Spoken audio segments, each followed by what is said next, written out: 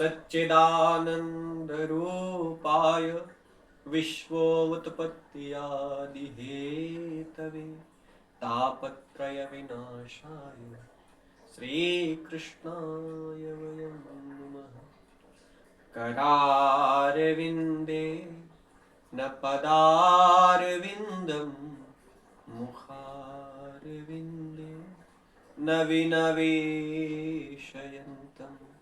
वटस्य पत्रस्य पुटे शयानं बालं मुकुन्दं मनसा स्मरामि। हे कृष्ण हे गोविन्द मुरारे जीवे पिबस्वामृतमेतदेव श्रीकृष्ण गोविन्द हरे मुरारे श्रीकृष्ण गोविन्द हरे मुरारे। बोलिए श्री द्वारिकाधीश महाराज की जय। तो आज कथा के पंचम भाव में है, पंचम भाग में है। आपने कल के विषय में सुना किस प्रकार से अश्वत्थामा को मणि विहीन कर दिया भगवान ने। जब बात हुई ब्राह्मण की तो भगवान क्या कहते हैं कि ब्राह्मण वो है, मैं क्षमा चाहता हूं, भागवत जी को मैंने ऐसे ही पकड़ा है, परंतु मेरे पास वो रहल थी, वो भी है नहीं, और मैं प्रवास पे हूँ, तो कोई वस्तु नहीं है, तो भगवान को हम प्रेम से अपनी गोद में भी रख सकते हैं, जो कि भागवत भगवान का वांगमय स्वरूप है।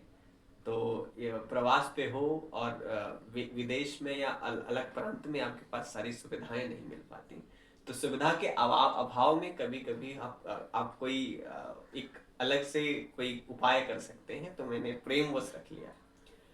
तो भगवान के वांगमय स्वरूप का जो दर्शन है अश्वत्थामा स्वयं करता है। भगवान ने उसे मणि विहीन कर दिया, मणि से हीन कर दिया, परंतु वो दुर्योधन का मित्र है। और जो कपटी होते हैं, कपटी पापी कुटिल कुटिल सदा व्यवहार, कपटियां का व्यवहार कभी भी सही नहीं होता। अश्वत्थामा का व्यवहार दुर्योधन से है। देखिए श्रीमद् भागवत की आप कल्पना करें तो भगवान ने सबसे बड़ी बात जानते क्या कहते? भगवान ने कहा कि जो ये आताताई होते हैं उनका व्यवहार बहुत कुशल होता है।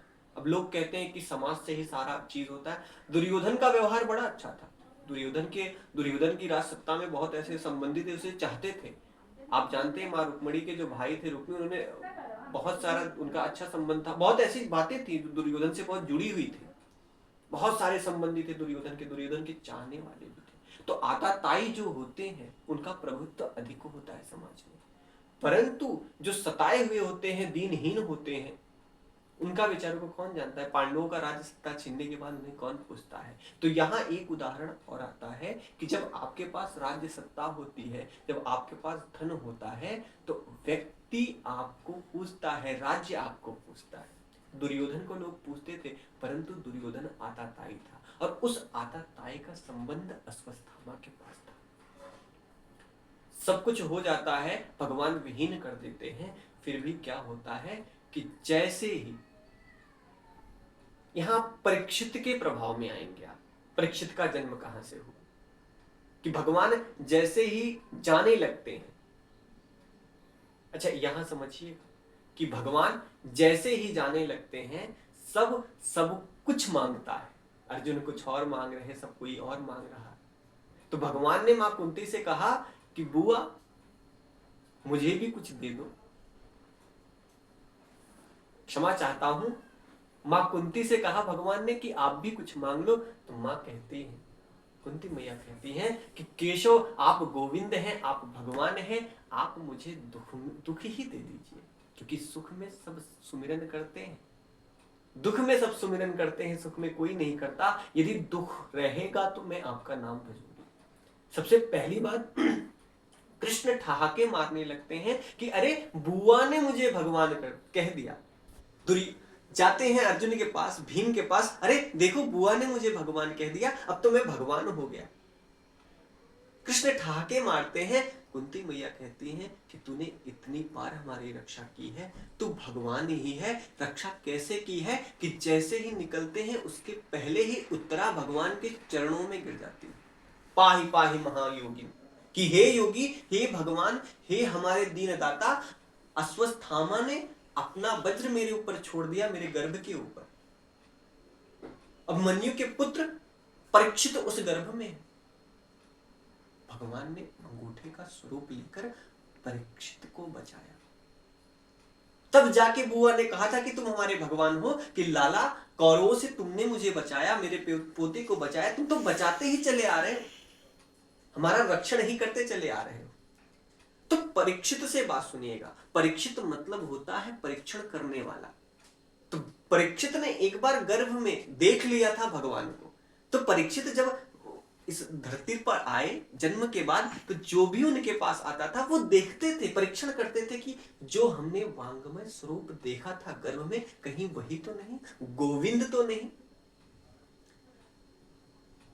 इसलिए उनका नाम परीक्षित पड़ा। तो परीक्षित का एक बार दर्शन कर चुके हैं, एक बार दर्शन कर चुके हैं परीक्षित श्री कृष्ण का, इसलिए वो सबका परीक्षण करते हैं। इसी प्रभाव से भागवत की कथा यही बताती है कि कृष्ण का जो दर्शन है आपके पापों को विदीर्ण कर देती है।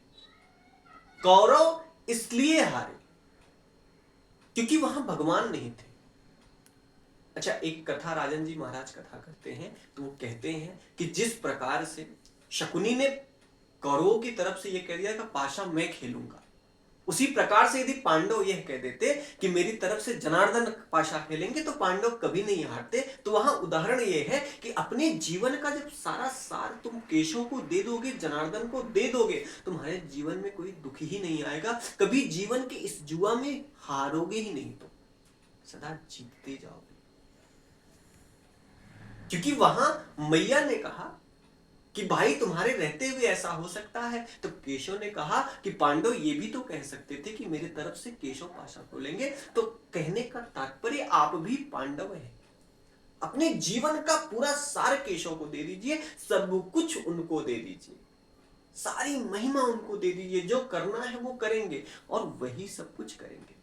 सोचिए ना, जो गर्भ में जाके परीक्षित को बचा सकता है, क्या आपके थोड़े से कष्ट को नहीं काट सकता? जो सुदामा के चावल खा सकता है, जो मीरा के पास जा सकता है, सूरदास के साथ प्रतिदिन रह सकता है, क्या आपके कष्ट नहीं काट सकता? परंतु बात विश्वास की है। भगवान क्यों सबको नहीं मिलते? क्योंकि सबको विश्वास नहीं है। सुखदेव जी ने यही बताया कथा में कि सबसे बड़ी बात भगवान से प्रीति का है। यहां कुंती की प्रीति है। आपने ये कथा सुनी होगी कि एक बार कृष्ण आते हैं दुर्योधन के धाम में, और हस्तिनापुर में कृष्ण आए, और दुर्योधन तो बलि था, जिसके अंदर सत्ता होती है, जिसके अंदर राज सत्ता होती है, जिसके अंदर सब कुछ होता है। थोड़ा सा धन आ जाए, शक्ति आ जाए, ऐशो आराम आ जाए, तो उसके अंदर मद हो जाता है कि यार अब क्या, अब तो मैंने सब कुछ। अच्छा, जो एक कार भी ले लिया, घर भी बनवा लिया, बेटे की शादी कर दी, सरकारी नौकरी में लग गया, उसे लगा कि मैंने ही सब किया। तो जब भी आप कहेंगे अरे महाराज बड़ा अच्छा कैला, मन में आए मैंने सब कर दिया, परंतु सारी चीजें गोविंद करते हैं, तुम्हारे पुण्यों का फल है, तुम कुछ नहीं करते। एक पल में लंका ढह जाती है, और ये जो मद की लंका है वो ढह जाती है। इसलिए सारी चीजें गोविंद करते हैं। तो कभी अपने मन में यह ना लाओ कि तुमने किया है। दुर्योधन उसी प्रकार का व्यक्ति था। पूजनीय राजन जी महाराज कहते हैं कि मैं अच्छा हूं ये अच्छी बात है, परंतु मैं ही अच्छा हूं ये गलत बात है। तो दुर्योधन के अंदर जो स्वभाव आया, जो भाव आया, मैं ही अच्छा हूं। गोविंद जाते हैं मिलने, अरे गोविंद हमारे यहाँ आए हो और 56 प्रकार का भोजन बनवाया है। तुम भी कहोगे किस रसोइयों ने बनवाया है? तो गोविंद ने दुर्योधन से एक बात कही कि भैया दुर्योधन, व्यक्ति दो ही विकल्प पे भोजन करता है, या तो वो भूखा हो, या तो खिलाने वाले में प्रेम हो। मैं भूखा हूं नहीं और तुम्हारे अंदर प्रेम है नहीं, तो मैं तो जा रहा हूं विदुर के घर साग खाने। काका विदुर के घर चले जाते हैं तो भगवान सदा उन्हीं के पास आते हैं जिनके पास प्रेम है। अब सोचिए ना, भगवान उस समय है, प्रकट है, परंतु विदुर के अंदर हीनता है, और सॉरी क्षमा चाहता हूं, विदुर के अंदर गरीबी है। आज से समझ लीजिए कि यदि आपके पास धन है अच्छा है, यदि धन नहीं है तो और भी अच्छा है, क्योंकि कृष्ण आपके पास रहेंगे, आपको धन की व्यवस्था भी कराएंगे, प्लस स्वयं प्रकट होंगे। विदुर के पास धन नहीं है परंतु भगवान है, दुर्योधन के पास धन है परंतु भगवान नहीं है, पांडवों के पास धन और राज्य दोनों नहीं है, भगवान नहीं। अरे भगवान है पांडवों के पास, कौरवों के पास नहीं। तो भगवान सदा प्रतिष्ठा को देखते हैं, प्रेम को देखते हैं, प्रमाण को देखते हैं, परित्याग को देखते हैं। सबसे बड़ी बात प्रेम है।